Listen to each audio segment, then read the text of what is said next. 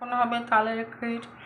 যেইটুকু তাল সেই দেখিয়েছিলাম যে তালের বড়া করার সময় কিছুটা তাল আচার পর আরও পেয়েছিলাম, মানে 4 কাপ মতো, তার মধ্যে 3 কাপ দিয়ে দিয়েছিলাম, 1 কাপ রেখে দিয়েছিলাম। সেই তালের পাল্পটা দিয়ে এখন তালের ক্ষীর হবে। এইদিকে নারকেল বেটে নিয়েছি। নারকেলগুলোকে ভালো ফালি করে তুলে ছোটো ছোটো টুকরো করে একটু জল দিয়ে বেটে নিয়েছি, তাহলে খেতে টেস্ট হয়।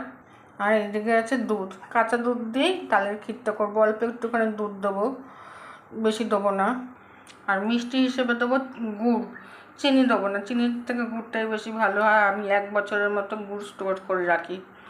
এটা স্টোর করে ফ্রিজে রেখে দিই, কাগজ মুড়ি গুড়টা একটা টিফিন বাটিতে করে রেখে দিলে গুড়টা অনেক দিন থাকে, কোনো ফাঙ্গাস পড়ে না। আর যদি গুড়টা এমনি নর্মাল কাগজে মুড়িয়ে বা প্লাস্টিকে মুড়িয়ে রেখে দাও, তাহলে জল টল লাগলে ফাঙ্গাস পড়ে যাবে। আমি ওই জন্য খবরের কাগজ দিয়ে ভালো করে মুড়িয়ে টিফিন বাটিতে 1 বছরের জন্য স্টোর করে দিই, কারণ শীতকাল ছাড়া তো ভালো গুড় পাওয়া যায় না।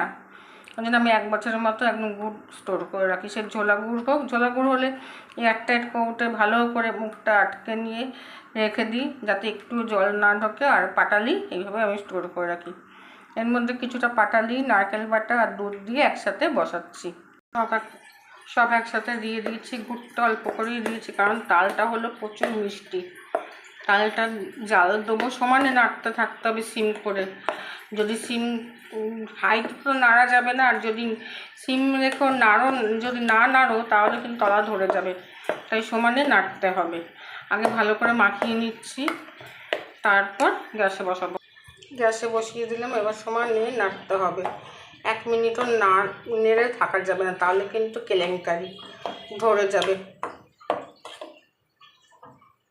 আর গুড়টাকে গলতে দিতে হবে, কারণ একদম ফ্রিজে ছিল তো।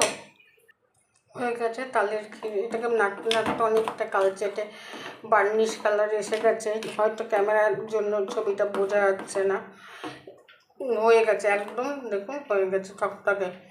আর তাল যখন করবেন, তালটা প্লাস্টিকের ঝুড়ি হোক বা বেতের ঝুড়ির মধ্যে ঘষে নিয়ে তাল করবেন, তাহলে দেখবেন আঁশ থাকবে না। আর যদি ঘষুনিতে করেন আঁশ থাকবে, তাহলে আবার তাকে ছা করে এই করে সেই করে। আর প্লাস্টিক ঝুড়ির মধ্যে ঘষলে কিচ্ছু থাকে না, তাকে ছাকতেও হয় না। আর এই তালের ক্ষীরের মধ্যে যদি খোয়া ক্ষীর আর গুঁড়ো দুধ দেওয়া যায়, তাহলে খেতে টেস্ট আরও বেশি হয়। অনেকে আবার তালের গন্ধ পছন্দ করেন না বলে ছোটো এলাচ দেন, আমি দিই না। আমি ছোটো এলাচটা খুব মানে তালের মধ্যে দিতে পছন্দ করি না। তালের যে নিজস্ব গন্ধ, সেটাই যদি না থাকে, তাহলে তালের ক্ষীর খেয়ে লাভ কী বলুন। এর মধ্যে একটু খোয়া ক্ষীর ঘষে গুঁড়ো দুধ দিয়ে করবেন, আরও টেস্ট হয়। আমার কাছে এই মুহূর্তে এই দুটো কোনোটাই নেই, তাই কাঁচা দুধ দিয়ে আমি করলাম। তাই বলে যে খারাপ হয় তা নয়, এটাও খুব ভালো হয়। একদম কমপ্লিট। এবার আমি গ্যাসটা নিভিয়ে দিলাম। এটা ঠান্ডা হোক, ঠান্ডা হলে যত জমবে তত খেতে টেস্ট হবে।